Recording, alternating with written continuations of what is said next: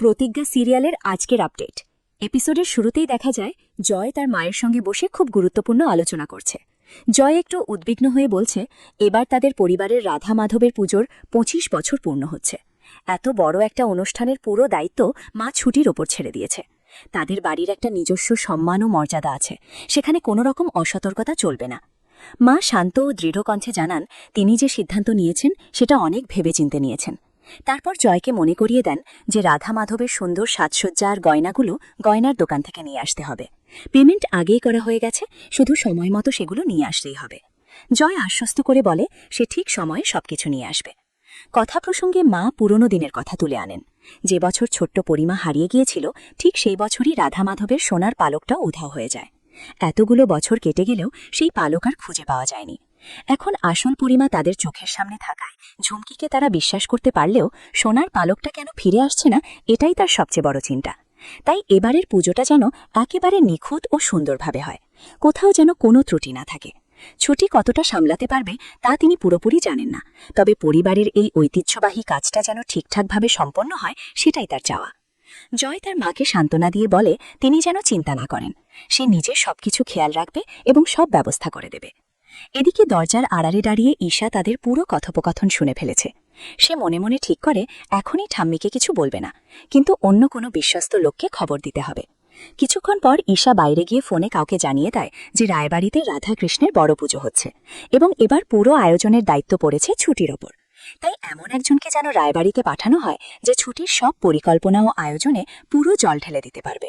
এভাবেই ছুটির বিরুদ্ধে একটা নতুন ষড়যন্ত্রের ছককষা শুরু হয়ে যায়। অন্যদিকে শতরূপা ছুটিকে পুজোর বিভিন্ন কাজ বিস্তারিতভাবে বুঝিয়ে দিচ্ছে। সে সবাইকে স্পষ্টভাবে বলে দেয় এখন আর কোনো ঝগড়াঝাঁটি বা অশান্তি চলবে না। ছুটির ওপর অনেক বড় দায়িত্ব এসে পড়েছে। পুজোর বাসনপত্র কোথায় রাখা আছে, কিভাবে সাজসজ্জা করতে হয়, কোন কোন জিনিস কোথায় লাগবে, সবকিছু ধাপে ধাপে বুঝিয়ে দিচ্ছে। শেষে সবাইকে মিলেমিশে একসঙ্গে কাজ করার অনুরোধও করে শতরূপা। এরপর শতরূপা আর জয় ঘর থেকে বেরিয়ে গেলে অভি ছুটির কাছে এগিয়ে আসে। অভি বেশ রেগেমেগে বলে ছুটির এই বাড়াবাড়ির কারণে আজ বড় ধরনের বিপদ হয়ে যেতে পারত। যদি শতরূপা সেই কাগজটা খুঁজে পেত তাহলে অনেক বড় সমস্যা তৈরি হয়ে যেত। ছুটি শান্ত কণ্ঠে জবাব দেয় অভি যে সত্যিটা লুকিয়ে রাখবে সেটা সে আগে থেকেই জানত। সে এটাও বোঝে যে অভি আসলে শুধু পরীর জন্য অপেক্ষা করছে, তাই পরীকে অভির হাতে তুলে দিয়েই সেই বাড়ি থেকে চলে যাবে। ছুটি অভিকে আরও মনে করিয়ে দেয় সে কেন এই বাড়িতে এসেছে এবং অভি বা কেন তাকে নিয়ে এসেছে। তার বাবাকে জেল থেকে মুক্ত করানোই তার একমাত্র উদ্দেশ্য। সেই কাজ শেষ হলে সে অভির জীবন থেকে চুপচাপ সরে যাবে। ছুটির মুখে বারবার চলে যাওয়ার কথা শুনে অভি বিরক্ত হয়ে বলে এখানে ইচ্ছে বা অনিচ্ছার কোনো প্রশ্নই ওঠে না, তাদের মধ্যে শুধুমাত্র একটা চুক্তি হয়েছে।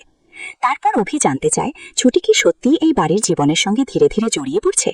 সে আবারও ছুটিকে পুজোর এত বড় দায়িত্ব না নিতে সাবধান করে দেয়, কারণ এতে নতুন করে বিপদ ডেকে আনতে পারে। ছুটি উত্তরে বলে অভি তাকে হয়তো অন্যদের মতো অনাথ বা অবহেলিত ভাবে না, কিন্তু দুর্বল হিসেবে তো অবশ্যই দেখে।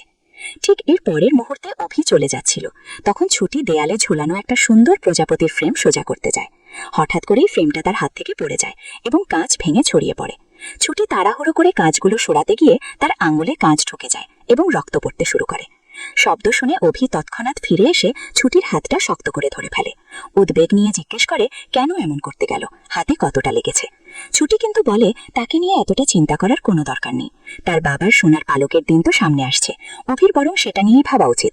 এই জীবনটা না তার জন্য ঠিক না অভির জন্য। কয়েক মুহূর্ত দুজনেই চুপ করে একে অপরের দিকে তাকিয়ে থাকে। তারপর অভি ধীরে ধীরে হাত ছেড়ে দেয় এবং ছুটি সেখান থেকে বেরিয়ে যায়।